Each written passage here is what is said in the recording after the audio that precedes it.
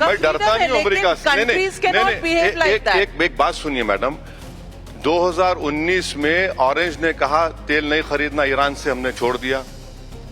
फिर कहा वेनेजुएला से मत लो, हम छोड़ दिए। फिर 2025 में मिस्टर ऑरेंज ने कहा रशिया से मत लो, हम छोड़ दिए। अब उन्होंने कहा कि ईरान को कह रहा 140 बिलियन तुम बेचकर मुझसे लड़ो। भारत से कह रहा है कि 30 दिन में उठा लो।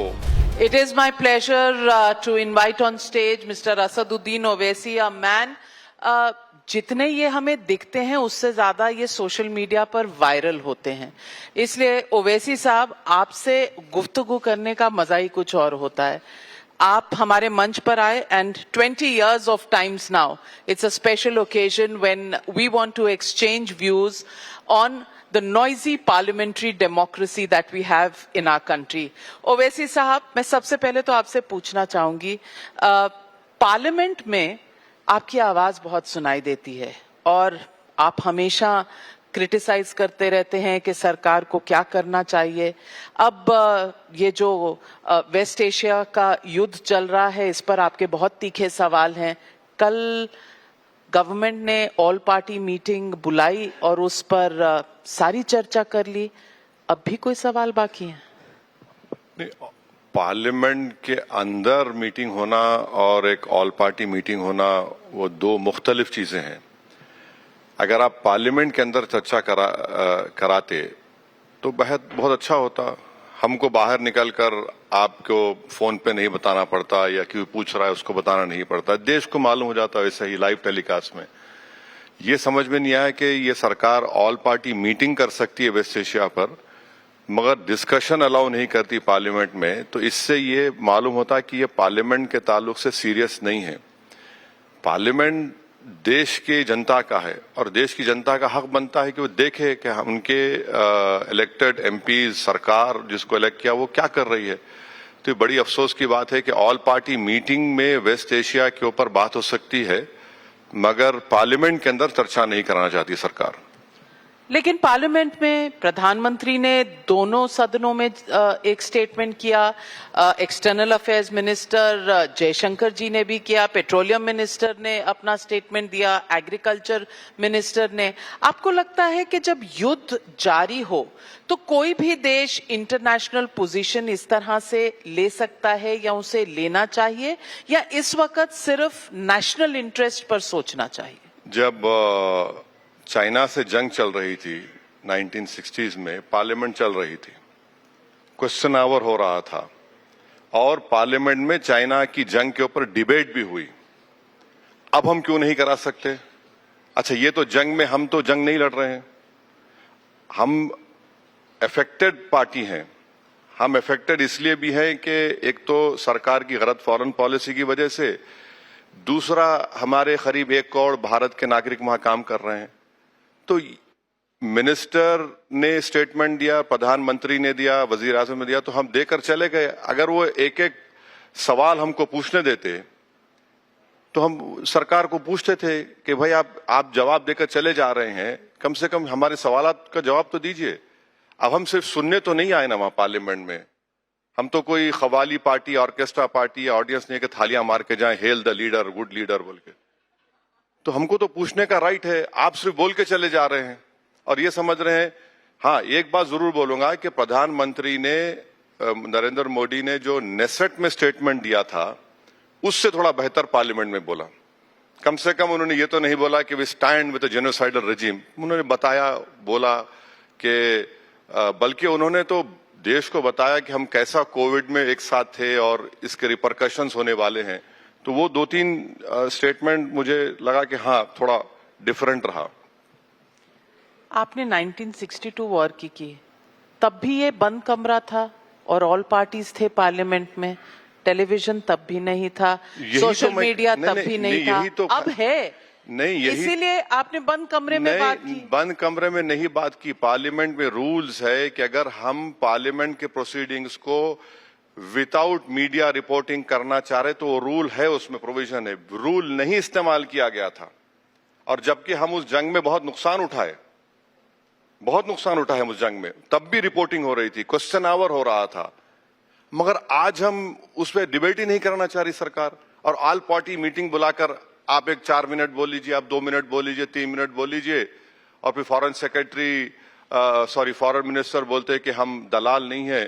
तो मेरे दिमाग में ख्याल आया, शायद नहीं बोल सका, मैं पूछता था, मैं तो मालूम ही नहीं।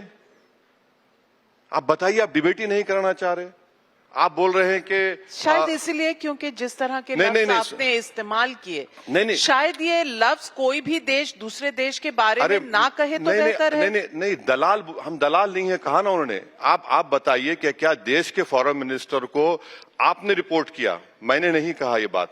आप तो अंदर थे। नहीं, अंदर था, मैं अंदर था, तब भी बाहर आकर नहीं बोला किसी को। आप लोगों ने रिपोर्ट किया कि दलाल। तो दलाल का मतलब क्या होता है? दलाल का मतलब क्या होता है बताइए ना। शायद वो, मैं सोच रहा हूं, 2 कंट्रीज ऐसे हैं जो किसी को सुकून से जीने नहीं देते नेबर में, और दोनों का एक रिलीजन के नाम पे बनाया गया। अब दोनों किसी को चैन से जीने नहीं देते। अब सरकार बोलती है कि आप रिलीजन की बात ला रहे हैं, तो मैं आपसे पूछूं, जब ईरान मिसाइल चलाता है गल्फ के कंट्रीज पर, तो फिर रिलीजन का क्या होता है? नहीं, इजराइल के ऊपर हमला किसने किया बताइए? आप बोल दीजिए। ईरान पर हमला किसने किया? अरब कंट्रीज ने तो नहीं किया। ईरान ने किस पर हमला किया? नहीं, ईरान, जिनका कोई लेना देना नहीं, ईरान पर किसने हमला किया? एक आदमी को जो ऑरेंज कहते हैं उसने हमला किया। एक डिल्यूजनल प्रेसिडेंट है और एक जेनोसाइडल प्राइम मिनिस्टर है। आपने हमला किया और 165 स्कूल के बच्चियों को आपने हत्या कर दी। आप किसी से बात कर रहे हैं, अगर नविका कुमारी मुझे बोलते हैं कि आओ बैठ के बात करेंगे, तो मेरे चैनल पे क्यों नहीं आ रहे? मैं आपसे आके मिलता हूं, मैं आपसे बात कर रहा हूं, आप वहां पर मेरी ABCD चला रहे हैं, तो क्या बोलेगा मैं? आप बताइए। मैं ऐसा करती नहीं हूं। आप तो नहीं करते हैं। नहीं, थैंकफुली अभी तक नहीं किया आपने। मैं आप नहीं करते। मैं बहुत इज्जत से पेश आती हूं। नहीं, माशाल्लाह, आप जिससे इज्जत से पेश आना, इज्जत से पेश आते हैं। जिसको आप हवा उतारना है, गैस उतारना, वो भी करते हैं। वो भी इज्जत से करती हूँ। नहीं, तारीफ में वो भी इज्जत से करती हूँ। नहीं, आज कॉम्प्लीमेंट कह रहा हूँ आप। हाँ, क्योंकि सवाल पूछना मेरा हक है। बिल्कुल। नहीं, सवाल पूछती हूँ मैं। एक एग्जाम्पल बता रहा हूँ कि आप उनसे डायलॉग कर रहे हैं, और ऐसे 2 अहमक को भिजाया ऑरेंज ने, जिसको न्यूक्लियर टेक्नोलॉजी के बारे में उसका नहीं मालूम। एक दामाद है, उसकी काबिलियत है, और एक साहब है जो चमचे हैं उनको ये तक नहीं मालूम कि 60% स्टॉक पाइल क्या होता है। उनको ये भी नहीं मालूम कि तेहरान में जो न्यूक्लियर रिएक्टर है वो अमेरिका ने बनाया था। अब आप देखिए, उन्होंने हमला किया, और हो क्या रहा है? नुकसान तो भारत को सबसे ज्यादा हो रहा है। तो आप समझ रहे हैं कि आप विपक्ष में हैं, आप ऑपोजिशन में हैं, आप ये तमाम शब्दावली इस्तेमाल कर सकते हैं। ऑरेंज है, कोई ऐसा है, वैसा मेरा फ्रीडम है, मैं डरता नहीं हूं अमेरिका से। एक बात सुनिए मैडम, 2019 में ऑरेंज ने कहा तेल नहीं खरीदना ईरान से, हमने छोड़ दिया। फिर कहा वेनेजुएला से मत लो, हम छोड़ दिए। फिर 2025 में मिस्टर ऑरेंज ने कहा रशिया से मत लो, हम छोड़ दिए। अब उन्होंने कहा कि ईरान को कह रहा है 140 मिलियन तुम बेचकर मुझसे लड़ो। भारत से कह रहा है कि 30 दिन में उठा लो। फिर कह रहा है रशिया से खरीद लो। आप मुझे बताइए, ये 56 इंच का नेशनलिज्म है कि हम, कोई गोरी चमड़ी वाला हमको अमेरिका से बोलेगा ले लो, हम ले लो, बंद करो तो बंद कर दो? ये कौन से मोहब्बत है देश से? बोलिए आप। ये सवाल आपका जायज है, लेकिन और जायज होता अगर आपका जो दिल है तब भी ये सवाल पूछता, जब यूपीए सरकार में हिलरी क्लिंटन ने कहा था कि ईरान से नहीं खरीदना, और बंद कर दिया गया था, सैंक्शन हो गया था, ईरान के खिलाफ 3 बार वोट किया यूपीए सरकार ने। तो मैं, आप कहाँ थे? आप सुनिए, मैं अंदर था। आपका टाई अप था तब यूपीए के साथ, तो सवाल पूछना ही भूल गए। सुन तो लीजिए, आप सुन तो लीजिए। सुन रही हूँ। मैंने पार्लियामेंट में और पार्लियामेंट के बाहर मीडिया से कहा था, यही ईरान था जिसने कश्मीर के मसले को पाकिस्तान उठाना चाह रहा था। United nation human rights commission में ईरान हमारी मदद किया। ईरान कश्मीर को इंटीग्रल पार्ट मानता है। अब आप मेरे को ये बताइए कि अब जो गड़बड़ चल रही है, अजरबैजान, ऑपरेशन सिंदूर में पाकिस्तान का साथ दिया, हम उनको कह रहे हैं कि भैया ले लो, ला लो, हमको लाके दे दो। ड्रोन्स दिया पाकिस्तान को। आप समझ रहे हैं फॉरेन पॉलिसी को हमारी कैसा फर्क हो गया। वहां पर जाकर प्रधानमंत्री ने कहा वी स्टैंड विथ इजराइल। 70,000 फलस्तीनियों को मार दिया उसने, जेनोसाइड रजीम। कितने but we also stand with Iran, वो नहीं सुनाई दिया आपको? मैडम देखिए, we also stand with no Iran. No no देखिए, और आप ऑपरेशन सुनिए। सिंदूर के बाद इस देश में सबने, ओवैसी साहब, आपको एक बहुत नेशनलिस्टिक रोल में देखा है। बाहर के देशों में हाँ, इन बिल्कुल भारत मैं का हूं, पक्ष लेकर गए मैं हूं, थे। बिल्कुल हूं। लेकिन मैं आपसे आज ये बहुत बहुत रिस्पॉन्सिबिलिटी से पूछना चाहती हूँ, आप ऑपोजिशन में रहकर जिस तरह की चीजें कह सकते हैं, कोई देश ऑफिशियली एक मंत्री होने के नाते, एक सरकार होने के नाते, एक प्राइम मिनिस्टर होने के नाते वो शब्दावली इस्तेमाल नहीं कर सकता। शायद आप इस बात को मैं एक बात बताऊं आपको, स्पेन क्या कर रहा है? छोटा सा कंट्री है, स्पेन क्या कर रहा है? क्या हम इतना भी नहीं बोल सकते कि भाई आप ये बंद करो तमाशा? अमेरिका, हम हैदराबाद में बोलते हैं जिसका नुकसान नहीं होता, जिसकी ना ठिंग लगी ना फिटकरी लगी, वो हाल अमेरिका का है। भाई तेल मुझे आना है, गैस मेरा आना है। आपने ईरान के ऊपर हमला किया, ईरान ने खतर पे हमला किया, गेल, गुजरात पेट्रोलियम, ये सब हम लोग खतर से लेते हैं गैस। हमारा गैस तो रुक गया।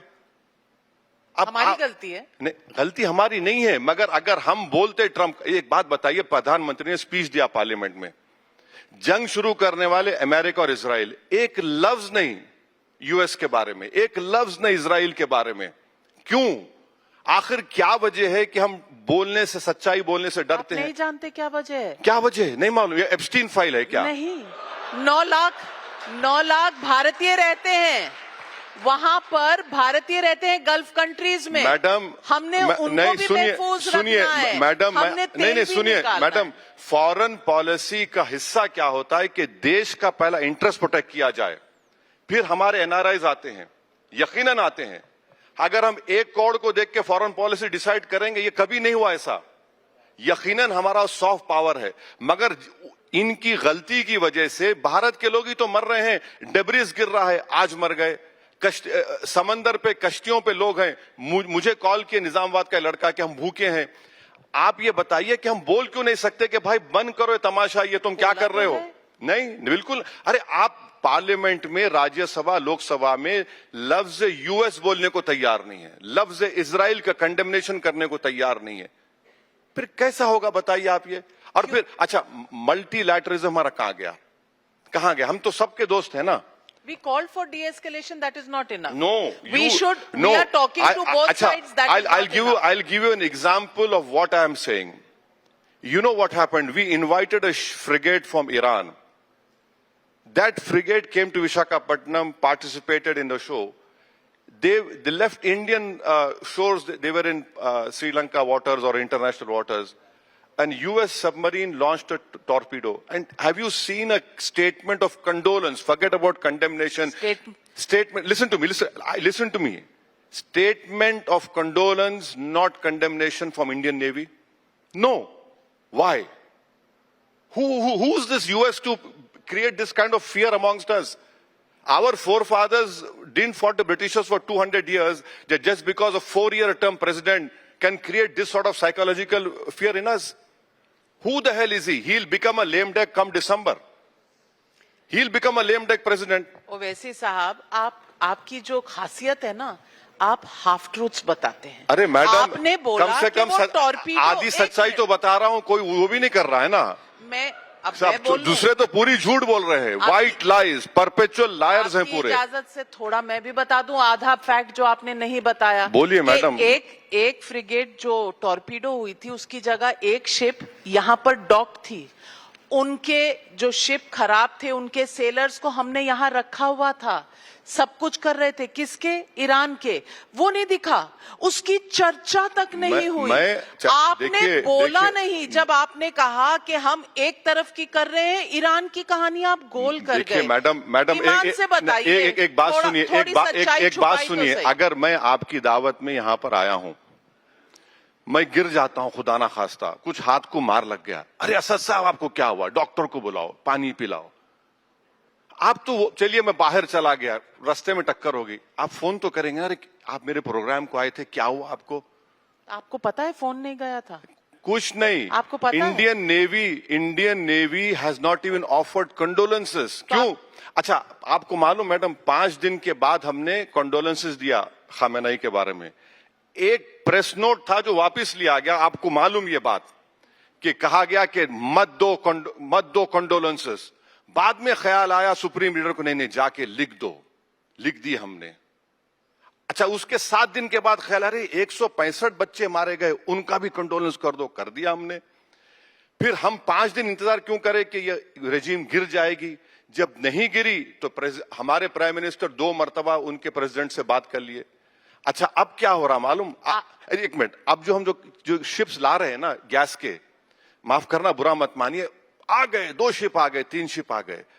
अरे वो 2-3 शिप से तो हमारा 1.5 दिन का गैस का कंजम्पशन है। अब हो क्या रहा है? Israel has done what Egypt has done to Suez canal. जो शिप निकल रही 18 करोड़ रुपए दो, टोल टैक्स दो। 18 इंडियन शिप्स हमारे फंसे हुए हैं। एग्जैक्टली ये वर्ड कल हमारे फॉरेन मिनिस्टर ने कहा। अब हम टोल टैक्स दे रहे हैं उनको। जापान के निकल रहे हैं, चाइना। अच्छा, ये गड़बड़ होने से पहले चाइना ने पूरे शिप्स को खरीद लिया जहां पर ऑयल था। हमने उनका भी डाइवर्ट कर लिया, लेकिन आपको पता नहीं चला। नहीं, आपने नहीं, बिल्कुल नहीं किया। दी। हमने सुनिए मैडम, हमारे स्ट्रेटेजिक रिजर्व कितने हैं बताइए? ये तो आपने कल सवाल पूछा होगा। 74 डेज के स्ट्रेटेजिक रिजर्व्स हैं। अगर ओएमसी को मिलाते हैं 74 डेज के हैं, और आईईए बोलता है 90 डेज। अच्छा, आप बोलते नहीं कोई कमी नहीं है प्यारे, एसेंशियल कमोडिटीज एक्ट क्यों लगाया आपने फिर अगर कमी नहीं है तो? आप ही के टाइम्स ऑफ इंडिया के अखबार की हेडलाइन बता रहा हूं, peoples rushing towards the petrol pumps, police in action. आपके अखबार में है ये, आप देख लीजिए, 2 न्यूज हैं। अब मैं इसको क्या बोलेंगे? आप तो झूठ नहीं बोल सकते। नहीं तो मैं इसका बताती हूँ। आप ही ने खुद कहा अपने स्टेटमेंट के 24 शिप थे जब वॉर शुरू हुई, अब 18 हैं, मतलब 6 निकली ना, 6 निकली ना वहां से। एक मिनट ओवैसी साहब, थोड़ा मुझे भी बोलने दीजिए। 6 निकल गई वहां से, लेकिन ओवैसी साहब नोट नहीं करेंगे, बताएंगे भी नहीं। एक टॉर्पीडो हो गई, दूसरी डॉक्ड थी, लेकिन ओवैसी साहब टॉर्पीडो वाली की कहानी सुनाएंगे, दूसरी नहीं सुनाएंगे। आप कहेंगे कि हमारे पास 74 डेज के रिजर्व हैं और सरकार कोशिश करके बाकी ला रही है। ओवैसी साहब कहेंगे नहीं सबको चाहिए, सब लाइन लगा रहे हैं। ये नहीं बताएंगे कि भाई बाहर से सप्लीमेंट भी हो रहा है। ये जो एक्शन एस्मा लगाया, नहीं लगाते तो बोलते सरकार को पता नहीं था क्या कि शॉर्टेज हो सकती है, इन्होंने ये क्यों नहीं किया क्लॉज। अब कर दिया तो बोलेंगे कि अरे एस्मा लगा दिया आपने, एसेंशियल सर्विसेज एक्ट प्रोमलगेट कर दिया। चित भी मेरी पट भी मेरी आपकी। ओवैसी साहब, ऑपोजिशन में रहना मुझे लगता है कन्वीनियंट बहुत होता है। चित आपकी पट मेरी। चलिए सुनिए बाप, मार्च 19 ज्वाइंट सेक्रेटरी का स्टेटमेंट है, we import 90% of our LPG and 47% of LNG from Qatar. अब रास फलान has been bombed by Iran. that has alone paralyzed 20% of India's total natural gas imports. Petronet, गेल, गुजरात की सब long term contracts है, force major हो रहा है। अब आप ये बताइए 10 साल में हमने डाइवर्सिफिकेशन क्यों नहीं किया? आज हम बोल रहे हैं अल्जीरिया से ले लेंगे, ऑस्ट्रेलिया से ले लेंगे। सस्ता है क्या? नहीं खरीदा। अच्छा, मुझे कंप्लीट करना दीजिए। प्रधानमंत्री ने क्या कहा? हमारे पास 53 लाख मेट्रिक टन है। प्रधानमंत्री को शायद किसी ने बताना भूलना हो गया या नहीं बताया कि हमारा एवरी डे का कंजम्पशन है 38 to 39 मिलियन। आप कितना, आप हमको देखिए, हैदराबाद में क्या बोलते हैं कि हमारे कान में फूल तो नहीं है, आप बोले जा रहे हैं।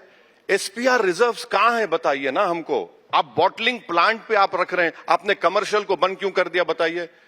मैं आपको हैदराबाद में आपके सोमित को दीजिए, हम हॉस्टल्स को जाते हैं, हॉस्टल्स में जाकर देखिए, बच्चियों के सोशल वेलफेयर के हॉस्टल्स में लकड़ियों पर खाना पक रहा है, लकड़ियों पर खाना पक रहा है।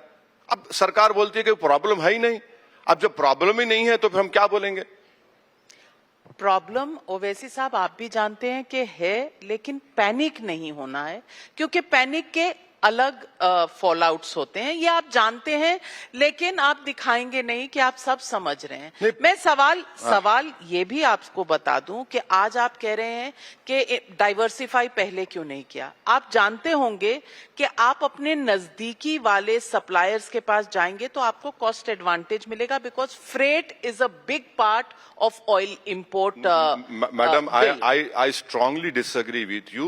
We had signed one contract after the 11 years of the government with US in 2026.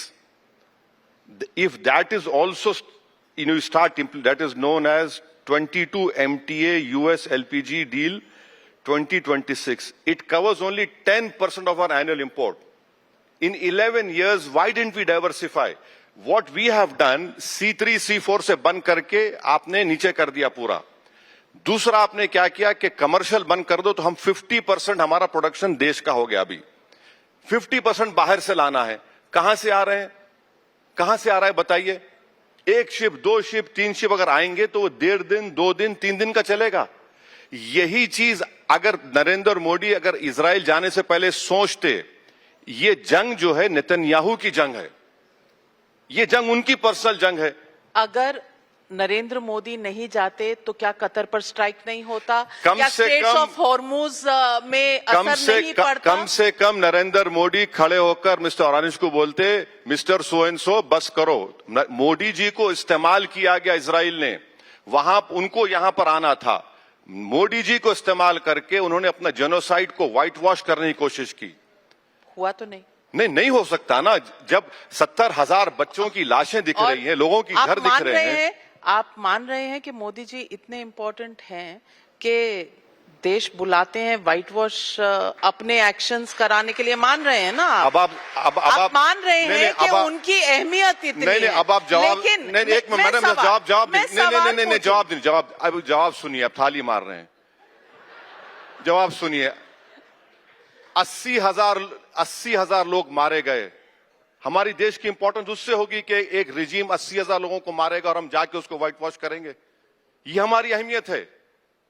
20 lakh में से 8 लाख लोग के घर बर्बाद हो गए, 20-25 हजार बच्चे मारे गए। तो मोदी जी ने कब इसको सपोर्ट किया है? मुझे बता दीजिए ना, कौन सा स्टेटमेंट है? कब कंडेम किया? नहीं कहा उन्होंने कोई कंडेमनेशन नहीं। We are in favour of peace and we appeal to both sides to de-escalate. What else does madam एक बात सुनिए, इस देश की खुसूसियत यह है कि नेल्सन मंडेला जेल में थे। हम नेल्सन मंडेला जिंदाबाद बोलते थे। हम उस व्हाइट अफ्रीका से ट्रेड नहीं करते थे। इंडिया, अच्छा मौजूदा दौर में हम ग्लोबल साउथ की बात करते। क्या ये ग्लोबल साउथ नहीं है? पैलेस्टाइन इशू नहीं है ग्लोबल साउथ, बताइए। अच्छा प्रधानमंत्री गए, October 7th on Israel is acceptable to you? 1948 Nakba is acceptable to you? Nothing. 1948 Nakba. No, exactly. That is what I'm saying. Should be acceptable to anybody. Please madam, do not draw religious lines on this. This October 7th is not the starting of the killing of innocent people. 1948 Nakba. That was the point. Where are the Palestinians now? Living in Jordan, living in Arab countries. हम बात भी नहीं करते उनके बारे में, condemnation भी नहीं करते। नेल्सन मंडेला को हमने साथ दिया था। इंडिया स्टूड फॉर, अभी तो हम ग्लोबल साउथ बोलते हैं। अच्छा मैडम ये बोलिए, ये सब छोड़िए पैलेस्टाइन को बाप, हम ब्रिक्स के होस्ट हैं, क्वाड के होस्ट हैं। मोदी जी या जयशंकर एक जूम पे मीटिंग कर लेते इस जंग के बारे में। हम क्यों बोल रहे पाकिस्तान कर सकता? तो हम तो होस्ट है ना क्वाड के, ब्रिक्स के, हम नहीं कर पाए। मैं आपसे पूछना चाहती हूँ ओवैसी साहब, आप ऑपोजिशन के पार्ट हैं, ये तो समझ में आ रहा है क्योंकि मोदी जी से आप इतने सवाल पूछ रहे हैं, लेकिन कांग्रेस आपको फिर भी मोदी जी का बी टीम क्यों कहती है? वही समझ में नहीं आ रहा मुझे, आप बता दीजिए क्या है। बैठते तो आप उनके साथ हैं। मुझे समझ में, अगर आपको वो नहीं समझ आ रहा तो ये कैसे समझ आ रहा है? नहीं, अब ये तो देखिए, ये तो किसी को रॉकेट साइंटिस्ट होने की जरूरत नहीं है। मुझे समझ में नहीं आ रहा, मैं इतना सब बोलता हूं, फिर भी ये हमारे मुझसे इतनी मोहब्बत करते कि इन लोग समझ ही नहीं पाते। अरे हम राज्यसभा में वोट दिए उनको, बिहार में, और आप देखिए क्या हुआ। अच्छा, अगर मैं न्यूट्रल हो जाता। आप न्यूट्रल नहीं है मतलब? नहीं, न्यूट्रल नहीं, आप न्यूट्रल नहीं है। किसकी तरफ है बता तो दीजिए। सारा देश पूछ रहा है कि ओवैसी जी हैं कहाँ। मेरी पॉलिटिक्स नरेंद्र मोदी की तरह न्यूट्रल नहीं है।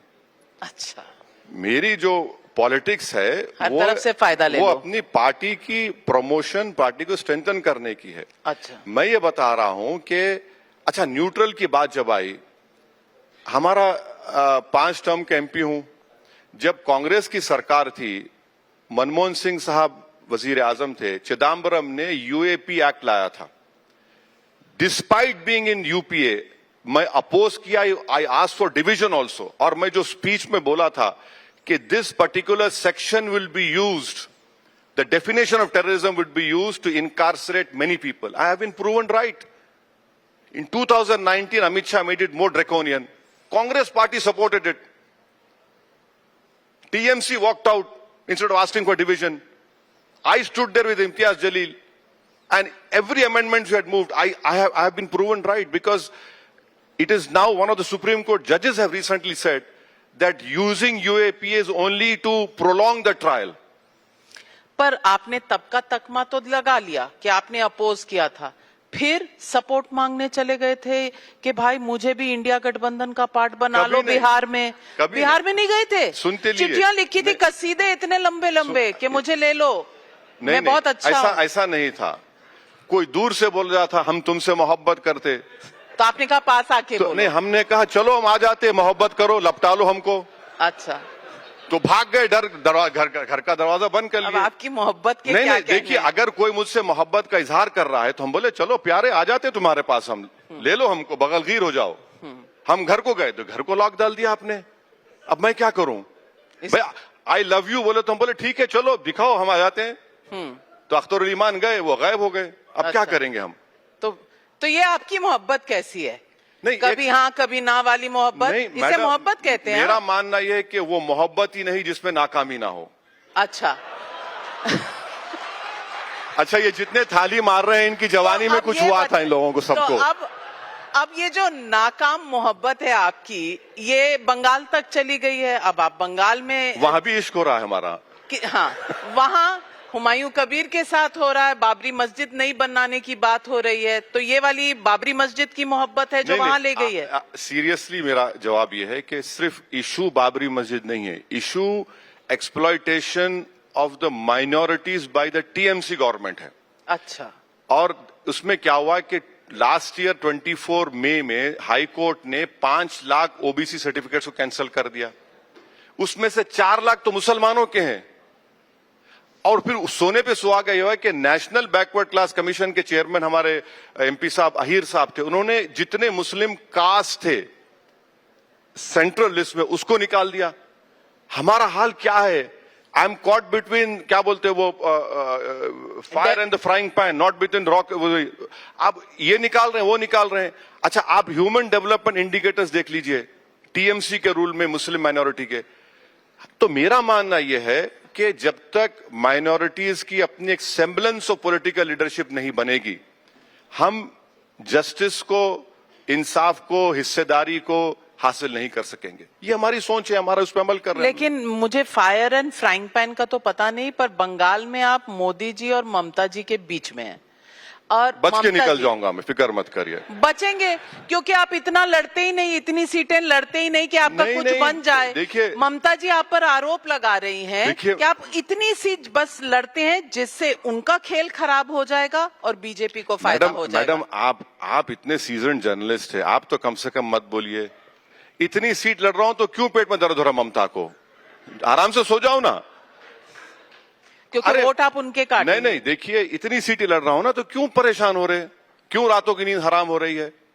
हम इतनी लड़ते, इतने में ही हम जीत कर आएंगे, बताएंगे उनको। कितनी लड़ेंगे? नहीं, जितने अभी आजकल ये मेरे ख्याल से 10 या 12 सीटें कुछ होंगी, हम लड़ेंगे बस। हाँ, बस इतना ही फायदा कराना है आपको बीजेपी को? नहीं, डील बड़ी नहीं कराई ना आपने बीजेपी से मेरी। मैं अब मैं क्या बोलूं इस पे?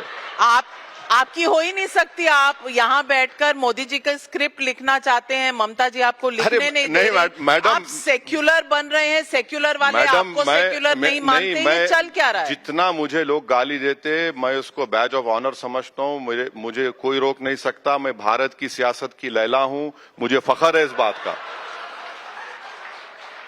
अब और क्या बोलूं? कौन है? हाँ, पूरे ये सब मजनू है, ये सब मेरे दीवाने हैं, मजनू है। एक तरफ पलट के देख ले मुझे मैं देखता ही नहीं हूं तो बीजेपी भी मजनू है? नहीं, आई कोई अब देखिए, चिट्ठी, कोई संदेश? एक हाइपर नेशनलिज्म है और एक फॉल्स सेक्युलरिज्म है। अच्छा, उस बीच में हम लड़ाई लड़ रहे हैं। सच्चा है एक ईमान जिसका है वो है असदुद्दीन नहीं, ओवैसी। मैं बहुत बड़ा गुनाहगार हूँ। अच्छा, मैं कोई शरीफ आदमी नहीं हूँ। नहीं हो? बिल्कुल नहीं हूँ। मैं खुल के कह रहा हूँ। हाँ, मैं खुल के कह रहा हूं, मुझमें बहुत ऐब हैं, कमजोरियां हैं, सब हैं। हम कोशिश कर रहे हैं अच्छा बनने की और पार्टी को भी आगे बढ़ाना चाह रहे। आप कहते हैं कि इस देश का प्रधानमंत्री बनेगा ऐसा कोई जिसने बुर्का पहना हो, हिजाब पहना हो। हाँ, बुरी बात क्या है? नहीं, बुरी बात एक बिल्कुल। यमन की फिलिस्तीन की रिप्रेजेंटेटिव जो यहाँ आई थी, उन्होंने नहीं पहना था हिजाब। बहुत अच्छा है, यही तो खूबसूरती है। दोनों तरफ से नहीं, खूबसूरती। आपको कुरान में क्या लिखा हुआ है? ला इखरा फिद्दीन, यानी रिलीजन में फोर्स नहीं है। पहनते हैं, बहुत अच्छा है, पहनिए। नहीं पहनते, आपका राइट है। अगर पहनते हैं तो उनका रिलीजियोसिटी नजर आती। वो यमन की एक लेडी को नोबेल प्राइज मिला हिजाब पहनने वाली को, उसको क्या बोलेंगे आप? बैकवर्ड बोलेंगे? नहीं मैडम, हिजाब जो पहनते हैं ना। लेकिन जब आप कहते हैं कि इस देश की प्राइम मिनिस्टर सिर्फ हिजाब वाली, हिजाब, तो आप रिलीजन को नहीं, आप पर्दे को इम्पोर्टेंस दे रहे हैं। नहीं, देखिए, कोई भी बन सकता है। देखिए, अगर पूरे भारत में जामिया मिलिया यूनिवर्सिटी चले जाइए आप, एक से एक बेहतरीन स्कॉलर आपको नजर आएगा जो हिजाब पहनी हुई है। एक से एक बेहतरीन साइंटिस्ट या would be scientist, mathematician, MBBS, doctors. Sir के ऊपर कपड़ा है, दिमाग के ऊपर नहीं है। जो लोग इस तरह की बात करते हैं ना, उनके आंख पर भी पर्दा है, दिमाग पर भी पर्दा है। इसीलिए तो मैं आपसे कहती हूं कि आपका जोर महिला पे क्यों नहीं है, हिजाब पे क्यों? अरे मैडम, आप किसी महिला को बनाइए ना। अरे हिजाब हो या ना हो, हिंदू हो या मुसलमान हो। बिल्कुल है। मेरी पार्टी में कई ऐसे वुमेन मेंबर्स हैं जो हिजाब नहीं करते, तो मैं क्या उनको बोलूं? मैं नहीं बोलता हूं उनको, भाई उनका राइट है। तो फिर वो बन सकती है ना प्रधानमंत्री? बिल्कुल बन सकती, क्यों नहीं बन सकती? तो फिर हिजाब पे इतना एम्फेसिस क्यों डालते हैं? जब नरेंद्र मोदी बन गए चाय बेचकर, तो हिजाब पहनने वाली नहीं बन सकती प्राइम मिनिस्टर? क्या बात कर रहे हैं आप? ये तो कम से कम ऐसा मत यही तो प्रॉब्लम है कि हिजाब को आपने अपनी सेक्युलरिज्म और पॉलिटिक्स का चिन्ह क्यों बना दिया? देखिए मैडम, इस देश को आजाद कराने के लिए जौहर बरादरान की वालदा थी बी अम्मा, वो क्या करती थी? वो भी तो रिलीजियस थी। ये अगर आप बोलेंगे कि आप बहुत अच्छे हैं जब आप रिलीजन को छोड़ देंगे, नहीं, यही तो मैं बोल रहा हूं, यही तो मैं आपसे यही बोल रहा हूं। तो रिलीजन अगर कोई फॉलो कर रहा है रिलीजन प्रिंसिपल्स को, तो बुरी बात क्या है? कोई नहीं करता है तो ठीक है, उनका राइट है, उनका राइट है। मगर कोई करता है तो उससे परेशानी क्यों है? मैं आज ऑडियंस को बोलूंगी कि इसकी जजमेंट आप दीजिएगा, क्योंकि ओवैसी साहब दोनों चीजें कह रहे हैं। हिजाब वाली को बनाएंगे प्राइम मिनिस्टर, लेकिन हिजाब ना पहने तो भी उसकी रिलीजियोसिटी पे कोई सवाल नहीं है। तो भाई हिजाब को क्यों सिंबल बना रहे हैं? नहीं, उनका महिला को बना दीजिए ना। सुप्रीम कोर्ट, कितनी महिलाएं प्रेसिडेंट हैं आपकी पार्टी में या किसी बहुत है। आप हैदराबाद को आती नहीं है, आप आते खाली इंटरव्यू करने। आप मेरे साथ चलिए, दिखाता हूं मैं आपको। सुप्रीम कोर्ट में choice has become the fundamental right. Choice is the fundamental right. अब कोई चॉइस को अपना रहा है। यू आर इम्पोजिंग द हिजाब, not giving choice. I am not, कभी नहीं। हम लोग फॉरेन डेलीगेशन में गए थे, अल्जीरिया गए, वहां के मिनिस्टर्स से मिले, कई लेडी मिनिस्टर्स थे, हम बराबर उनसे मिले। उनका राइट है, इसमें ऐसा नहीं है कुछ भी। तो फिर मैं आपसे पूछना चाहती हूं कि आप सेक्युलरिज्म तय करेंगे। आप कह रहे हैं कि बंगाल में घुटन होती है। अब वैसे आप इंडिया अलायंस के साथ यहाँ बैठते हैं, बंगाल में आप नहीं बैठता इंडिया अलायंस का। वो तो मुझे बिठाते भी नहीं बाजू अपने, खाली जबानी तौर पर बोलते हम तुमसे मोहब्बत करते। और फिर हमको बर्बाद भी करते। बर्बाद किया। हाँ, वो पूरी कम्युनिटी को बर्बाद किया ना। तो आपको लगता है ये जो थोड़ी सी 10-12 सीटें जीतकर आप मुस्लिम्स को, पूरे कौम को अपना हक दिला सकते हैं? मैडम, या स्पॉइलर का ही गेम है? एक एमपी हूँ, कितने आपके समिट में आपने बुलाया मुझे? बोलते बहुत अच्छा है। है वही तो, words are my tools. Yes. हाँ, तो अब एक है ना, एक है तो आपने बुलाया। अगर 20 हो जाए मेरी तरह तो सोचे टाइम्स नाउ को कितने लोगों को बुलाना पड़ेगा? आप ही को बुलाएंगे। बुलाएंगे, मगर 20 की ताकत अलग है ना। लेकिन सवाल ये है कि हमेशा ये कहा जाता है कि एक बीजेपी की बी टीम बनी हुई है, इसका आप जवाब देते नहीं है। नहीं, क्यों दूं मैं किसी के सर्टिफिकेट लेने की जरूरत नहीं है मुझे। कहते हैं फाइनेंसेस भी वहीं से आते हैं। हाँ, मैं उनको देता हूँ ना, उनसे फाइनेंस वही देते हैं। उनको 90% दे के 10% मैं रखता हूँ। अच्छा। हाँ, उन्हीं से लेता हूँ मैं। भाई आप बोले लाओ 90% आप रखो, 10% मेरे को दो। फाइनेंसेस उन्हीं से आते हैं। बिल्कुल सही कहा, 90% वो लेते हैं, 10% मैं लेता हूँ। अगर उनको नहीं मिला तो वो नाराज हुआ कि हमारा हिस्सा नहीं मिला, उस वजह से गाली देते हैं मुझे। कौन? जो इल्जाम लगाते हैं मुझ पर। अच्छा। अब राज्यसभा के मैंने सोचा कि बीजेपी आपको देती है। नहीं, जो मुझ पे एलिगेशन लगाते वो डील करते हैं। वो 90% रख के 10% मुझे देते। मैं आपसे ये भी पूछना चाहती हूँ कि हाल ही में आपने एक स्टेटमेंट किया और उत्तर प्रदेश के कॉन्टेक्स्ट में आपने किया, आपके नेता ने किया ये कि एनकाउंटर हो रहे हैं और जो एनकाउंटर कर रहे हैं उनका भी एनकाउंटर होगा। आपको नहीं लगता कि इस तरह की भाषा से परहेज करना चाहिए? आप बिल्कुल सही कह रहे हैं। मैंने शौकत से बात की, उन्होंने कहा कि सर मेरा पूरा स्टेटमेंट नहीं डाल रहे हैं। अच्छा मैडम, यूपी की बात की, आप ये बताइए कि बाबा का विजन देखिए आप।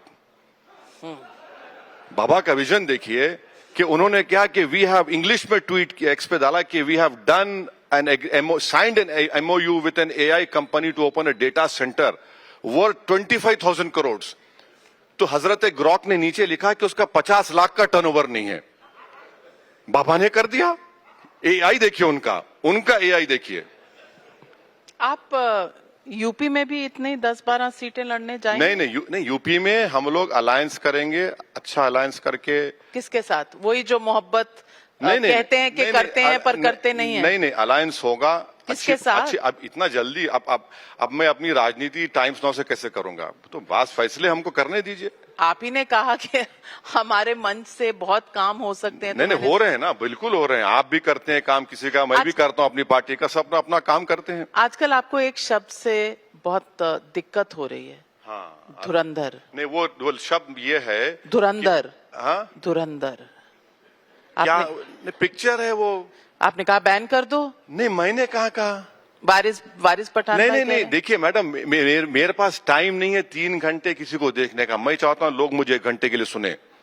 अच्छा, ये 3 घंटे बकवास क्या है? वो होता क्या है? सिवाय गाली दो, आप वायलेंस को प्रमोट करो, और 3 घंटे के बाद आप निकल कर आप सोचते कि यार मैं इस मुसलमान को गाली दूं या न दूं। अब वो क्या करेंगे उसका? वो देख के कौन देखेगा? मेरे पास ये गैर जरूरी। दुनिया देख रही है, लोग खुश हो रहे हैं। हम हैदराबाद में नहीं, हम हैदराबाद में बोलते कि प्यारे इन चीजों को दिल पे मत लो, गुर्दे पे लो।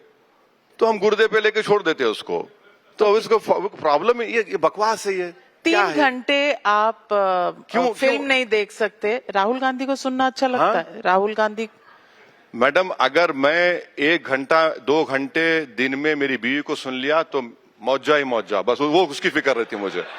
राहुल गांधी को लीडर ऑफ ऑपोजिशन आप कैसे देखते? LOP है, हम उनकी रेस्पेक्ट करते हैं, मेरी जिंदगी के प्रायोरिटीज हैं। अच्छा, उस प्रायोरिटीज के तहत मुझे काम करना पड़ता है। तो उसमें राहुल गांधी प्रायोरिटी पे नहीं है? नहीं, क्यों होंगे? उनकी प्रायोरिटी उनकी पार्टी है, मेरी प्रायोरिटी मेरी पार्टी है। पर आप तो कह रहे हैं कि मोहब्बत वाले यही पार्टियां हैं। हाँ, हमको तेलंगाना में रेवंत रेड्डी से अच्छा चल रहा है अभी अब तक अच्छा वो तो कह रहे हैं Congress is Muslim, Muslim is Congress. तो आपका वहाँ क्या रोल है? कुछ भी नहीं, वो बोलते हैं, मगर हमारा उनसे अच्छा है। और उन्होंने तो आपका नाम तक चुरा लिया। वो कहते हैं कि आप क्या असदुद्दीन होंगे, वो है रेवंतुद्दीन। चलिए, उद्दीन तो हो गए। कंपटीशन कर दिया उन्होंने। नहीं, मगर उनको क्रेडिट देना पड़ेगा। मेरे कॉन्स्टिट्यूंसी में उन्होंने 2000 करोड़ का मेट्रो लाइन दिया। अच्छा। और उसका काम चल रहा है। एक 450 करोड़ का एक ब्रिज दिया उन्होंने। तो डेवलपमेंट के लिए हम बराबर उनसे मिलते, रिप्रेजेंट करते, और वो बड़े पॉजिटिव हैं, प्रोएक्टिव हैं, अच्छी चीज है। तो वहां पर आप वोट नहीं काटेंगे उनके? कहाँ पे? हम तो उनके खिलाफ भी लड़े रिसेंट म्युनिसिपल इलेक्शन में। ये कभी हाँ कभी ना वाली मोहब्बत कैसे मैडम, चलती है? मंडे को मोहब्बत है, ट्यूसडे को नहीं है, वेडनेसडे को है, थर्सडे को नहीं है, ये कैसी मोहब्बत है? संडे के बाद अंडे आता है तो क्या करेंगे? जो पॉलिटिक्स है ना मैडम, हमारे पार्टी चलाने का तो यानी मोहब्बत, नो नहीं देखिए, मोहब्बत का कारोबार करते नहीं हैं आप? नहीं मैं नहीं करता हूँ। नहीं, आप ऐसी वाली मोहब्बत को तो कारोबार ही कहते हैं। मैं कारोबार नहीं करता हूँ। मैं अपनी पार्टी को स्ट्रेंथन करने के लिए और मुझे डेवलपमेंट का काम करवाने का है तो मैं करता हूँ।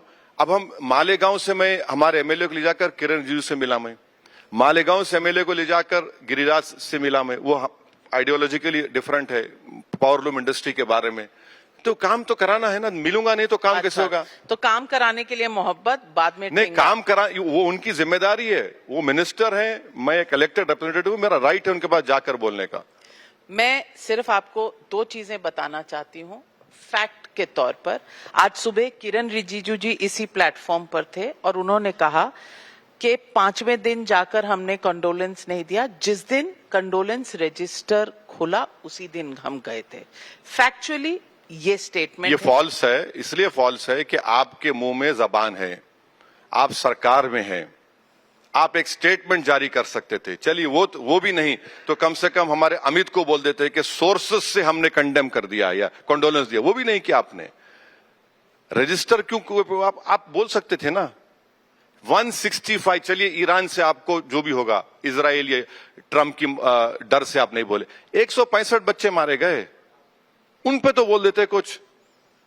मैंने सवाल एक और आपको बताना था फैक्चुअल कि पैलेस्टीन की जो फॉरेन मिनिस्टर वारसेन आगाबेकियान शाहीन भारत आई थी, उन्होंने कहा भारत ही इजराइल और फिलिस्तीन के बीच में एक ब्रिज हो सकता है।